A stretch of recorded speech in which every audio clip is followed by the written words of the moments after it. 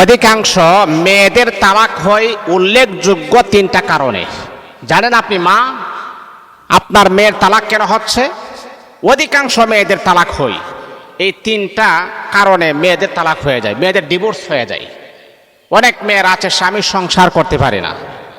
আপনি কিভাবে করবেন? আপনার ভিতরে যদি এইরকম একটা খারাপ গুণ থাকে, খারাপ বদ অভ্যাস থাকে, এই বদ অভ্যাসগুলো যদি আপনি পরিহার না করেন, ছাঁটাই না করেন, তাহলে মা আপনি শুধু খালি এক সংসার ভেঙছেন তা নয়, আপনি আসলে কোনো স্বামীর সংসার করার মতো যোগ্যতা আপনার থাকতে পারে না। স্বামীর সংসার করার মতো যোগ্যতা আপনার থাকতে হবে।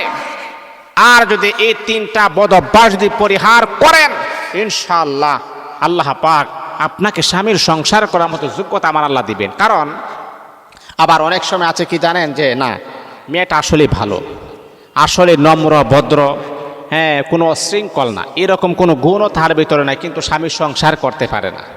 এটাও হয়তো আল্লাহ তাআলার তরফ থেকে আপনার জন্য একটা বিশাল পরীক্ষা হতে পারে। আর আল্লাহ পাক রব্বুল আলামিন ভালো ভালো মানুষদেরকে আমার আল্লাহ পরীক্ষা করেন, এটা আল্লাহর তরফ থেকে আপনার জন্য বিশাল একটা পরীক্ষা হতে পারে। এতে করে মন খারাপ করার কোনো প্রয়োজন নাই, মন খারাপ করা যাবে না। কিন্তু হ্যাঁ, বাস্তবতা হচ্ছে যতটুকু আমরা বাস্তব সম্মুখে বা বাস্তবতার মুখে যতটুকু আমরা দেখি, যে অধিকাংশ মেয়েদের তালাক হওয়ার পিছনে এই তিনটা কারণ আছে। অধিকাংশ নারীদের তালাক হওয়ার পিছনে উল্লেখযোগ্য এই তিনটা কারণ আছে।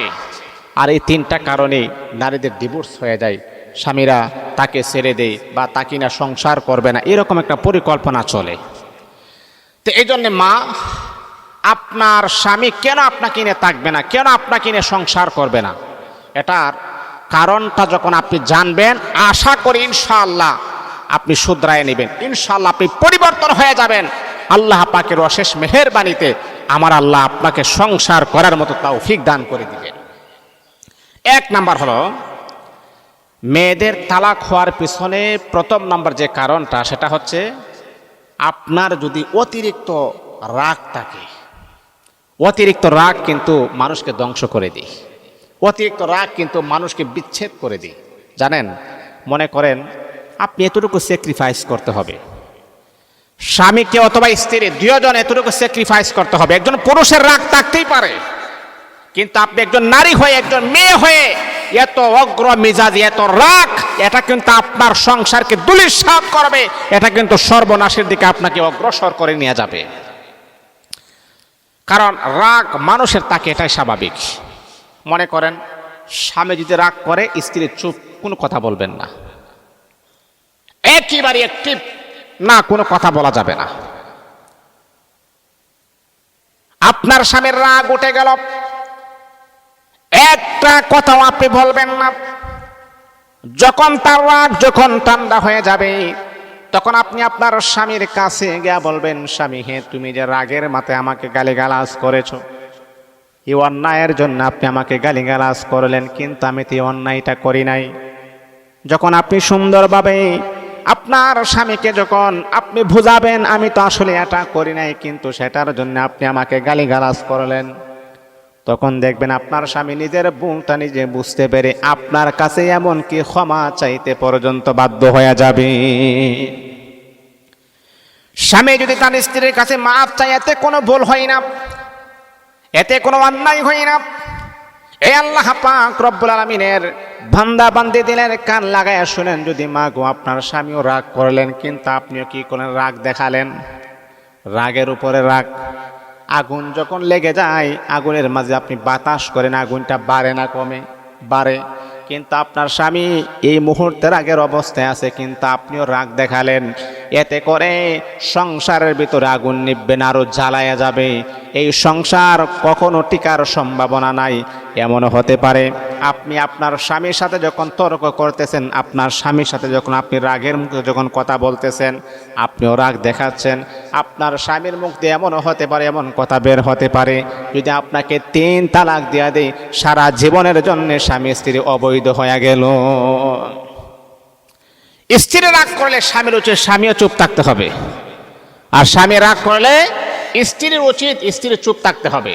মানে এইরকম একটা কন্টিনিউ আমাদের ভিতরে থাকতে হবে। একজন আরেকজনের প্রতি স্যাক্রিফাইসের একটা অভ্যাস গড়ে তুলতে হবে। আমার স্ত্রী রাগ করেছে, ঠিক আছে আমি চুপ থাকি, আবার আপনি রাগ করলেন স্ত্রী চুপ থাকবে। এরকম যদি আপনাদের ভিতরে যদি এরকম একটা মহাব্বত না থাকে তাহলে কিন্তু বাবা সংসার করা মুশকিল হয়ে যায়। তাহলে এটা হলো 1 নাম্বার।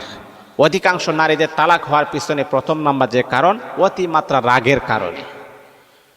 2 নাম্বার হলো স্বামীর মুখে মুখে তর্ক করার কারণে স্বামী তাকে তালাক দিয়ে দেয়। আপনি দেখেন, আপনি যখন কথা বলতেছেন বা আপনি যখন কোনো কথা বলেন, যদি এই মুহূর্তে যদি কোনো পুরুষ বলেন, আপনার মুখে মুখে তর্ক করে রাগটা বাড়ে না কমে? এই জেদটা কিন্তু অতিরিক্ত হয়ে যায়। হ্যাঁ, আমি কথা বলি তুমি আমার মুখে মুখে তর্ক করো, বেয়াদব। রাগটা বেড়ে যায়, অতিমাত্রা রাগ বেড়ে যায়। ঠিক তদ্রূপভাবে স্বামী যখন কথা বলে, স্ত্রী যখন স্বামীর মুখে মুখে যখন তর্ক করে, তখন কিন্তু এই রাগ কিন্তু ঠান্ডা করা যায় না। মা, এই বদ অভ্যাসটা পরিহার করুন। এই আমার মা আপনার শত্রু আমি নই। আমারও মা আছে, আমারও বোন আছে, আমারও স্ত্রী আছে। আমি আপনাকে বলি, আপনার সংসারটা যেন সুন্দর হয়, আপনার সংসারটা যেন টিকে থাকে, সেই জন্য আমি আপনাকে বললাম, ও মা, যদি এইরকম বদ অভ্যাস যদি আপনার থাকে তাহলে পরিহার করুন। কারণ একজন মানুষ যখন কথা বলে, ওই মানুষটা কথা শেষ না হওয়ার যদি আপনিও তার মুখে মুখে তর্ক করেন, তাহলে কিন্তু আপনার যেমন রাগ ওঠে, ঠিক তদ্রূপভাবে স্বামীর মুখে মুখে যেই নারী তর্ক করে, ওই স্বামী তার স্ত্রীকে কখনো মন থেকে মহাব্বত করতে পারে না। এক পর্যায়ে স্বামী তাকে তালাক প্রদান করে দেয়। 2 নাম্বার হল, অধিকাংশ নারীদের তালাক হওয়ার পেছনে 2 নাম্বার যে কারণ, স্বামীর মুখে মুখে যদি আপনি তর্ক করেন তাহলে আপনার তালাক হয়ে যাবে। 3 নাম্বার হলো, বাবার বাড়ির পরামর্শ শুনে যদি আপনি স্বামীর সংসার করেন তাহলে কিন্তু আপনি স্বামীর সংসার করতে পারেন না।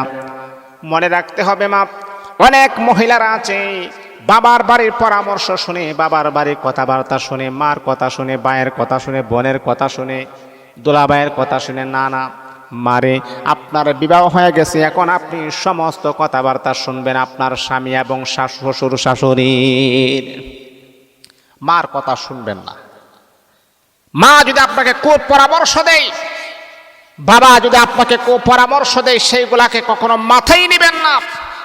অনেক নারী আছে অনেক নারী আছে বাবার বাড়ি কুপরামর্শ শুনে শুনে স্বামীর বাড়িতে এই হাটাক করে, আর ওই সমস্ত নারীদের কপালে দুঃখ লেগেই থাকে। মা, এই কাজটা বন্ধ করতে হবে, তা না হলে স্বামীর সংসার করার মতো যোগ্যতা আপনার হবে না, তা না হলে আপনার সংসার কখনো টেকসই হবে না। এই জন্যে মনে করেন, বাবার বাড়ির কুপরামর্শ শোনা যাবে না। ভালো পরামর্শ শোনা যায়, কিন্তু কুপরামর্শ শুনে স্বামীর সংসার আপনি আগুন লাগাইতে পারেন না। এতে করে আপনার নিজের পায়ে নিজে কুড়াল মারলেন। এই দিকে অবশ্যই আমাদেরকে খেয়াল রাখতে হবে, ফোকাস রাখতে হবে। আল্লাহ আমাদের মা বোনদেরকে বুঝার, আমল করার যেন তৌফিক দান করুন।